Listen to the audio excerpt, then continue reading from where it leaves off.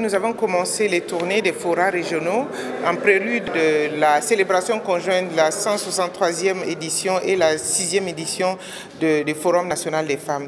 Qu'est-ce que nous pouvons retenir? Nous pouvons retenir que les femmes devraient savoir que si le gouvernement a des instruments, des outils qui sont mis à leur disposition, il faut qu'elles-mêmes soient volontaires pour les utiliser afin de participer au développement de notre pays.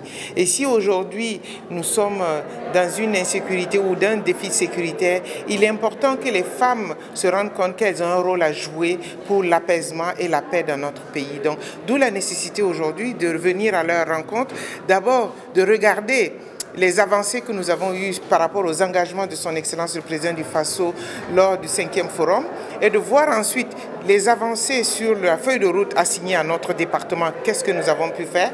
Qu'est-ce que nous n'avons pas pu faire? Qu'est-ce que nous pouvons améliorer? Et redéfinir l'accompagnement pour les années à venir et en discuter directement avec le Président du Faso lors de la 6e édition du Forum national où le Président du Faso sera face à elles pour qu'elles puissent dire leurs préoccupations. Mais il est important de dire aujourd'hui que si nous pensons que ce défi sécuritaire doit être focalisé sur la lutte contre les groupes armés, nous nous trompons. Nous avons une composante qui est très importante qui a considéré la composante groupe armé ou militaire comme vous voulez, mais il y a la composante aussi humaine où nous avons besoin d'une meilleure résilience. Nous avons besoin de développer en accompagnant les ressources humaines de notre pays. Donc c'est ce que nous pouvons retenir de ces forats et nous sommes satisfaits de l'implication et de la participation des femmes de la région du Centre-Ouest.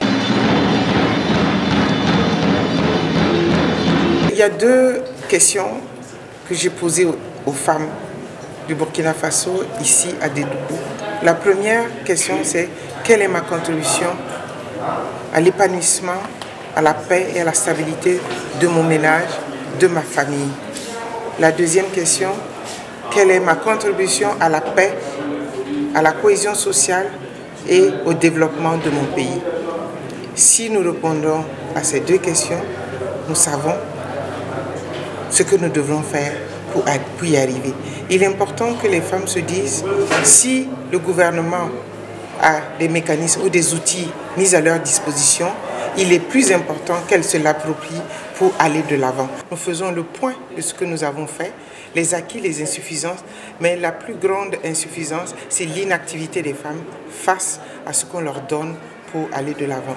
Il y a des femmes qui utilisent bien, il y a des femmes qui ne l'utilisent pas, mais nous allons inciter les leaders à booster les autres afin que nous soyons plus nombreuses et actives. Si nous sommes plus nombreuses, là nous allons commencer à amorcer le développement de notre pays. Mais pour notre part, en tant que ministre en charge de la femme, nous sommes satisfaits des résultats, hormis les infrastructures où nous connaissons le contexte budgétaire qui est difficile.